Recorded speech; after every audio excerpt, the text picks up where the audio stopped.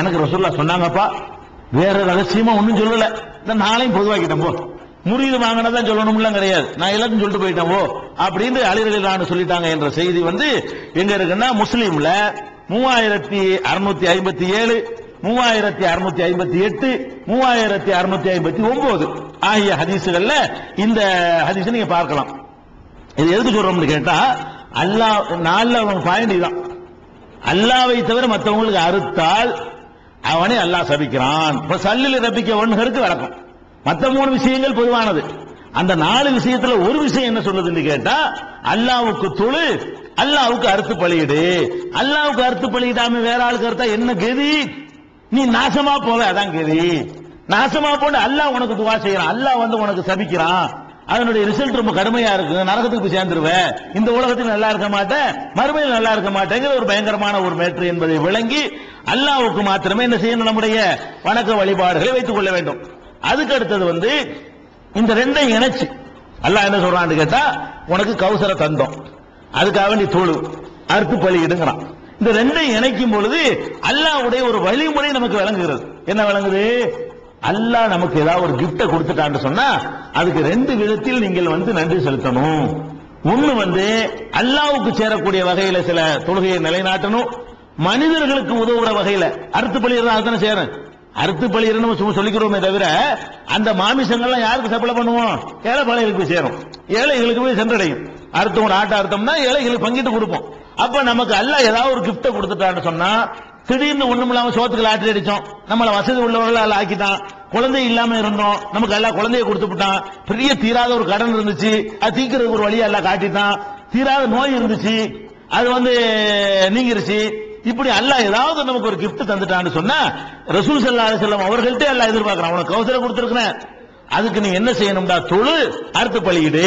அதே மாதிரி அல்லாஹ் ஏதாவது ஒரு கிஃப்ட தரும் பொழுது நம்ம இடத்துல என்ன எதிர்பார்க்கிறான்னு கேட்டா, அதுக்கு நீ ஸ்பெஷலா நன்றியாக ஒரு தொழுகை எதிர்பார்க்கிறான். அதுக்கு நன்றியாக நீங்க என்ன செய்யணும், அல்லாஹ் அந்த மாதிரி எனக்கு தந்திருக்கிற, நான் அதுக்காக வேண்டி ஸ்பெஷலா நான் உனக்கு தொழுகிறேன், அதுக்காக உனக்காக நான் அறுத்து பலியிடுறேன் அப்படின்னு சொல்லி அல்லாஹ்வுக்கு அந்த வசதி அல்லாஹ் தந்திருந்தான்னு சொன்னா, இந்த 2 வகைகளை நன்றி செலுத்திக் கொள்ளலாம். 2 விஷயம் ரசூலுல்லாஹ் சம்பந்தப்பட்டது, மறைமுகமா நமக்கு சம்பந்தப்பட்ட விஷயங்கள். 3வது வசனத்துல அல்லாஹ் என்ன சொல்றான்னு கேட்டா, இன்ன சானியக்க ஹுவல் அப்தர், உம்முடைய பகைவன், உம்மை வெறுப்பவன், உமக்கு எதிராக செயல்படுபவன் அவன்தான் பெயரற்று போவான், பேர் விளங்காமல் போவான் அப்படின்னு ஒரு வார்த்தை. பெரிய முன்னறிவிப்பு இது. நபிகள் நாயகம் ஸல்லல்லாஹு அலைஹி வஸல்லம் அவர்களுக்கு ஒரு முன்னறிவிப்பு அல்லாஹ் சொல்லி காட்டுறான். உன்னை எதிரி ஒருத்தர் இருக்கான், உன்னை எதிர்க்கக்கூடியவர்கள் அவங்கெல்லாம் இன்னைக்கு செல்வாக்கோடவும் புகழோடவும் ஒரு பெரிய சக்தி மாதிரி உனக்கு தெரியலாம்.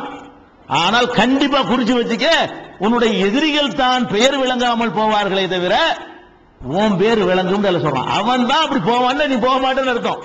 உன்னுடைய பெயர் விளங்கும் என்று இன்னொரு மரியாதை சொல்றான். உனக்கு கௌசர் அங்க கொடுத்திருக்கிறோம், இங்க என்ன கொடுத்திருக்கோம் தெரியுமா? உன் பேர் விளங்கும்யா, விளங்குது. இன்னைக்கு அவங்களை பத்தி பேசிட்டு இருக்கிறோமே, அவங்கள பேசுறதுனால வேணா அபூஜஹலை பத்தி பேசிக்கிறோம், அவ்வளவுதான். அவங்கள பேசுறதுனால வேணா அபூ லஹப் பத்தி ஒரு நாள் பேசுவோம், அவ்வளவுதான். அவங்கள பேசாதனால ஏது? அப்ப நபிகள் நாயகம் ஸல்லல்லாஹு அலைஹி வஸல்லம் அவர்களுக்கு அல்லாஹ் என்ன சொல்றான்னு கேட்டா, உனக்கு எதிரியா இருக்கிறாங்க, அவங்க நினைக்கிறாங்க இவர் ஆம்பளை பிள்ளை இல்லாதவர், இப்படி பேசினாங்களாம். நபி ஸல்லல்லாஹு அலைஹி வஸல்லம் காலத்து எதிரிகள் என்ன பண்ணாங்கன்னா, நல்ல வேளைக்கு ஆம்பளை பிள்ளை இல்ல, கொடுத்து எல்லாம் எடுத்துக்கிட்டான், எல்லாம் 4 பொம்பளை பிள்ளைகளோ தான், இதுல எங்க பேர் விளங்க போகுது, அது ஒண்ணுமில்லாம போயிடும், இதோட முடிஞ்சு போச்சு, இவர் சகாப்தம் காலி. ஒரு 50 வருஷத்துக்கு பிறகு இவர் சொல்றதுக்கு ஆள் இருக்காது. இப்ப என் பேரை என் புள்ள குட்டியில் தானங்க சொல்லுவாங்க, உங்க பேரை யார் சொல்லுவா? உங்க புள்ள குட்டி நாங்க இன்னாருடைய பேரன், நாங்க இன்னாருடைய மகன், பேரனுடைய பேரன், இப்படி தான் சொல்லிக்கிறோம். நம்ம பிரபலியமான ஒரு ஆளா இருந்தா அவர் மகனுடைய மகனுடைய மகன்றது பெருமையா அந்த பிள்ளைகள் வழியாகத்தான் ஒருவனுடைய பெயர் வழங்கும். அவங்க என்ன கணக்கு பண்ணாங்கன்னா, இந்த ஆளுக்கு என்னமோ சொல்லட்டு, எவ்வளவு நாளைக்கு இவர் நிப்பாரு, மூத்தா போயிருவாரு, பிள்ளை இல்ல, ஆம்பளை பிள்ளை இல்ல, பொம்பளை பிள்ளை தான் இருக்கு. பொம்பளை பிள்ளைகளுக்கு பிறந்தா யார் பேரை சொல்லிட்டு இருப்பா? யார் பேரை சொல்லுவா? அப்ப பேர் தான் சொல்லிட்டு இருப்பாங்க. பொம்பளை பிள்ளை மட்டும் எனக்கு இருந்தா ஏன் பேரை சொல்ல வேண்டிய அவசியம் வராது. அந்த பொம்பளை பிள்ளைக்கு பிறக்கக்கூடிய யார் வைப்பாங்க, யார் மகன்றான், அவளுடைய புருஷன் சொல்லிட்டு போயிடுவானே தவிர என்னுடைய வம்சம் வழங்காம போயிடும், என்னுடைய வம்சத்துக்கு பேர் இல்லாம போயிடும், என்ன யாரும் சொல்லிக்கிறவே மாட்டாங்க.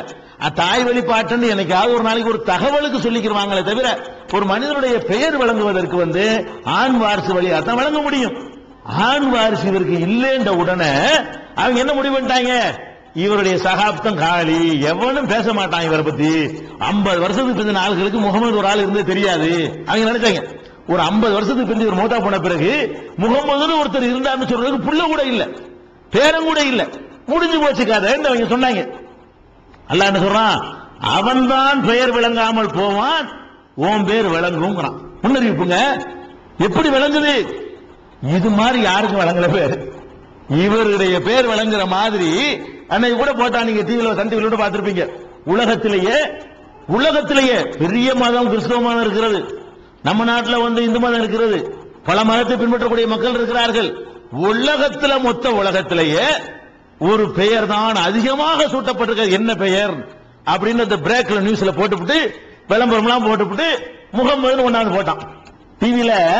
அது போடுற நியூஸ்ல போட்டு தகவல் கேட்பான்ல, ஏன் எதற்கு என்னது யார் என்ன எப்படின்னு ஒரு கேள்வி போட்டு போடுவான்ல, அதை போட்டுவிட்டு என்ன செய்யறான், உலகத்திலேயே அதிகமாக சுட்டப்பட்ட பெயர் எது அப்படின்னு ஒரு கேள்வியை போட்டு சஸ்பெண்ட் வச்சு விட்டான். கடைசியில் பார்த்தா எதுவா இருக்கு, உலகத்திலேயே அதிகமாக சூட்டப்பட்ட பேர் முகமது தான். அவன் தனியா முகமது வைப்பான், இல்லன்னா அவன் என்ன பேர் வச்சாலும் அதுல முகமது சேர்த்துக்குவான். இப்ராஹிம் கூட முகமது இப்ராஹிம் இருக்கிறான், இஸ்மாயில் தான் முகமது இஸ்மாயில் இருக்கிறான். அப்துல் காதர்னு வைக்கிறீ அப்ப கூட விட மாட்டான், முகமது அப்துல் காதர் இருக்கிறான். அவன் என்ன பேரை வச்சாலும் சரி அதுல ஒரு முகமது கொண்டு அட்டாச் பண்ணிக்கிறான். இந்த முகமதுங்கிற பேர் தான் என்ன இருக்குது, உலகத்திலேயே அதிகமான மக்களால் சொல்லப்படுற பேர் விளங்குது. எப்படி விளங்குதுன்னு கேட்டா, இந்த மாதிரி எதுவும் விளங்கல. ஈசா நபிக்கு விளங்கல, மூசா நபிக்கு இப்படி விளங்கல, இப்ராஹிம் நபிக்கு விளங்கல, இப்படி விளங்கல. ஒரு 1000 கணக்குல இருக்கலாம். முகமதோட கம்பேர் பண்ணி பார்த்தீங்கன்னா இப்ராஹிம்ல 1000 கூட வராது, அவ்வளவு குறைவா இருக்கிறது. உலகத்தில் எந்த பெயர்கள் இன்னும் சொல்ல போனா அந்த கடவுள் பெயர்களை எல்லாம் மனிதர்களுக்கு வைத்துக் கொண்டிருக்கிறார்கள். ராமர் என்றும் கிருஷ்ணர் எல்லாம் வைக்கிறார்கள், வச்சும் கூட இதை எட்ட முடியல. இதுதான் உலகத்தில் ஜாஸ்தி. அதை நம்ம பார்க்கிறோம். பேர் விளங்குது, எப்படி விளங்குது, அதுதான் உலகத்தில் ஜாஸ்திங்கிற அளவுக்கு விளங்குறது. 24 ஹவர்ஸும் ஒவ்வொரு செகண்டும் ஒரு மனிதருடைய பெயர் அல்லாஹ்வுடைய பெயர் உச்சரிக்கப்படுது. அது ஒரு விஷயம். மனிதருடைய பெயர் உச்சரிக்கப்படுதுன்னு கேட்டால் இவர் ஒரு ஆள் பேர் தான் உச்சரிக்கப்படுது. எப்படி உச்சரிக்கப்படுது? இப்ப தொழுகையில பாங்க சொல்றீங்க, அல்ல பேர் விளங்க வைக்கிறாங்க. அந்த பேர் எப்படி விளங்க வைக்கிறான்னு கேட்டா, தொழுகையில பாங்க சொல்றீங்க, மைக்க போட்டு பாங்க சொல்றீங்க, அதுல அஷ்ஹது அன்ன முஹம்மது ரசூலுல்லாஹ்னு சொல்றீங்களா? அந்த பாங்கு என்பது ஒவ்வொரு வினாடியிலும் சொல்லப்பட்டுக் கொண்டே இருக்கிறது. ஏன்னா உலகம் உருண்டை சுழல்கிறது. ஒவ்வொரு இப்ப மகரிப்பு நம்ம இருக்குன்னு, இந்த மகரிப்பு இப்ப எங்கேயாவது இருக்கும்ல. இப்ப நீங்க மகரிப்பு தொழுது 1 மணி நேரம் ஓடி போயிட்டா கூட இப்ப எங்கேயாச்சும் மகரிப்பு இருக்குமா இல்லையா? மகரிப்பு பாங்க சொல்லுவாங்க. இன்னும் அரை மணி நேரம், அடுத்த செகண்ட் இன்னொரு சொல்லுவாங்க, அடுத்த செகண்ட் இன்னொரு சொல்லுவாங்க, அடுத்த இன்னொரு சொல்லுவாங்க, அடுத்த செகண்ட் இன்னொரு சொல்லுவாங்க. இப்படி 5 டைம்ஸ் எடுத்து பாத்தீங்கன்னு சொன்னா உலகத்தில் ஏதாவது ஒரு இடத்துல அஷ்ஹது அன்ன முஹம்மது சொல்லப்பட்டு இருக்கு. உலகத்துல எங்கேயாவது ஒரு இடத்துல எந்த வினாடி ராத்திரி 2 மணிக்கு எந்திரிச்சிட்டு இப்ப ஆமா சொல்றாங்க, எங்க சொல்றாங்கன்னு கேட்டா கூட நமக்கு சொல்ல முடியும் கணக்கு பண்ணி. அந்த பூகோள அமைப்பு பக்து தொழுகை நேரத்தை வச்சு கால்குலேஷன் பண்ணி கம்ப்யூட்டர் கையில வச்சு உட்கார்ந்து சொன்னா ராத்திரி 2 மணிக்கு எந்திரிச்சு இப்ப எங்கேயாவது சொல்றாங்களான்னு கேட்டா சொல்றாங்க, நாங்க கணக்கு பண்ணி சொல்ல முடியும். இத்தனை ஊர்கள்ல சொல்றாங்களா, சொல்ல முடியும் சொல்ல முடியும். அப்ப இந்த அஷ்ஹது அன்ன முஹம்மது ரசூலுல்லாஹ்னு சொல்லி ஒரு மனிதருடைய பெயர் திரும்ப திரும்ப திரும்ப திரும்ப டெய்லி ஒரு வினாடி கூட இடைவெளி இல்லாமல் உச்சரிக்கப்படுகிறது என்று சொன்னால் இன்ன சாணிக்கு அல்லாஹ் முன்னறிவிப்பு செய்யறான். உன் பேர் தான் விளங்கும், எவன் பேர் விளங்கான்னு அர்த்தம். உன் பேர் தான் விளங்குவியா, வேற எவன் பேர் இந்த மாதிரி விளங்காதுங்கிறான். அப்ப அந்த முன்னறிவிப்பு நிறைவேறி கொண்டிருக்கிறது. நபி ஸல்லல்லாஹு அலைஹி வஸல்லம் அவர்களுக்கு புள்ள குட்டி இல்லாம, ஆம்பளை பிள்ளை வாரிசு இல்லாம அவர் பேர் நான் விளங்க வச்சிருக்கிறேன். இன்ன சாணியக ஹுவல் அப்தர், உன்னுடைய எதிரியா இருக்கிறான் பாரு, அவன் தான் பேர் விளங்காமல் போவான் என்று அந்த முன்னறிவிப்பு மூலமாக எல்லாம் சொல்லி காட்டுறான். இது போக இந்த பேசிக்கிட்டு இந்த மாதிரி பயான் பண்றோம், வெள்ளிக்கிழமை பயான், அந்த பயான், இந்த பயான், எத்தனை பயான், மாற்று 72 கூட்டங்களும் பேசுது. அவங்க என்னத்த பேசினாலும் இந்த முகமது சொல்லாம இருக்க முடியாது. முகமது என்றோ, நபிகள் நாயகம் என்றோ, அல்லாஹ்வுடைய தூதர் என்றோ, நபி ஸல்லல்லாஹு அலைஹி வஸல்லம் என்றோ, அவங்களுடைய பெயர் நம்மளை திட்டக்கூடியவங்களா இருந்தாலும் சரி, நம்ம கருத்து கொத்தவங்களா இருந்தாலும் சரி, இதை சொல்லாம இருக்க இயலுமா? இப்படி ஒரு பக்கம் வழங்கிக்கிட்டு இருக்கிறது. இப்படி சீசனுக்கு மத்தவங்கள சீசனுக்கு வருவாங்க. வேற எந்த தலைவரா இருந்தாலும் சரி, பெரிய அரசியல் தலைவரா இருக்கட்டும், ஆன்மீக தலைவரா இருக்கட்டும், அதுக்குன்னு ஒரு சீசன் வரும். அன்னைக்கு மட்டும் 2 வாரத்துக்குரிய அந்த விழா கொண்டாடி விட்டு எங்க பார்த்தாலும் அவரை பத்தி பேசுவாங்க. ஈவரா பெரியா இருக்குன்னு ஒரு சீசன் வரும். அது ஒரு வாரத்துக்கு அப்படி தமிழ்நாடு போனா ஈவரான்னு சொல்லுவாங்க. அது ரொம்ப கம்மியா தான் சொல்லுவாங்க, தனி புகழ்ந்துக்குவாங்க. அதோட முடிஞ்சு போயிடும். அண்ணாதுரைக்கு ரவுண்டு வரும், ஒரு 4 3 நாள், அவ்வளவுதான். இது என்ன வேற்று? உலகத்துல எங்க பார்த்தாலும் எப்ப பார்த்தாலும் சொல்லப்படுகிறது. அதை சொல்லி காட்டுறான்ல. அடுத்த கிஃப்ட் தெரிஞ்சுக்க. இவங்க எல்லாம் சொல்றான்னு கவலைப்படுறியா? புள்ள குட்டி இல்லைன்னா பேர் விளங்காம போய் நினைக்கிறியா? உன் பேரை சொல்ல யாருமே இருக்க மாட்டான்னு நினைக்கிறியா? இதோட தொடர்பு அருந்து போச்சுன்னு நினைச்சிட்டு இருக்கிறியா? இல்ல, இதுக்கு சங்கிலி தொடர் இருக்கிறது, கேமரா வரைக்கும் இருந்துகிட்டே இருக்குங்கிறதெல்லாம் உள்ள இறக்கி எல்லாம் சொல்றான். இன்ன சாணியக்க புவல் அபுத்தர், உம்முடைய எதிரிதான் சந்ததியற்று போவான், பேர் விளங்காமல் போவான், நீ போக மாட்டாய். நீ சந்ததியற்று அதாவது தான் என்ற ஒரு வார்த்தையை சொல்லும் பொழுது 2 அர்த்தம் வருங்க. அல்லாஹ் படைச்சான்னா அல்லாஹ் படைச்சான்னு அர்த்தம், அல்லாஹ் தான் படைச்சான்னா வேற யாரும் படைக்கலன்னு அர்த்தம். விளங்குதா? அவன் தந்தான் அவன் தந்தான் அர்த்தம், அவன் தான் தந்தான், வேற எவனும் தரலன்னு அர்த்தம். அல்லாஹ் அங்க என்ன செய்யறான்னு கேட்டா, இன்ன சாணியக்க அல் அபுத்தர்னு சொல்லல, இன்ன சாணியக்க ஹுவல் அபுத்தர். ஹுவன்னு ஒரு அடிஷனலா போடுறான், குல் ஹுவல்லாஹ்ல போட்ட மாதிரி. இன்ன சாணியக்க, உன்னுடைய பகைவன், ஹுவல் அபுத்தர், அவன் தான் பேர் விளங்காமல் போவான், நீ பேர் விளங்குவ. உன்னுடைய பகைவனுக்கு பேர் இருக்காதுப்பா, உனக்கு பேர் விளங்கும் அப்படின்னு சொல்லி முடிச்சிடறான். இத கூட ஏன் அல்லாஹ் சொல்றான்னு கேட்டா, நபிகள் நாயகம் ஸல்லல்லாஹு அலைஹி வஸல்லம் அவர்கள் மதீனாவுக்கு போய் நல்ல செல்வா கூட இருந்துகிட்டு இருக்காங்க அந்த மக்கள் மத்தியில. அந்த நேரத்தில் கஅப் இப்னு அஷ்ரஃப் ஒருத்தன் மதீனாக்காரன், அவன் நபிகள் நாயகத்துக்கு எதிரியா இருந்தவன். அவன் மக்காவுக்கு போறான். கஅப் இப்னு அஷ்ரஃப் என்பவன் மக்காவுக்கு போறான். போன உடனே மக்காவுல ஆட்கள் என்ன செய்யறாங்க, அவனை பிடிச்சிக்கிட்டு, எங்க ஊர்ல ஒருத்தர் விரட்டி விட்டுருக்கிறோம், உங்க ஊருக்கு அதால வந்திருக்கிறான், எங்க ஊர்ல நாங்க விரட்டி அடிச்சிட்டோம், அவனுக்கு தலைவனாக்கி நீங்க கொண்டாடிட்டு இருக்கிறீங்க.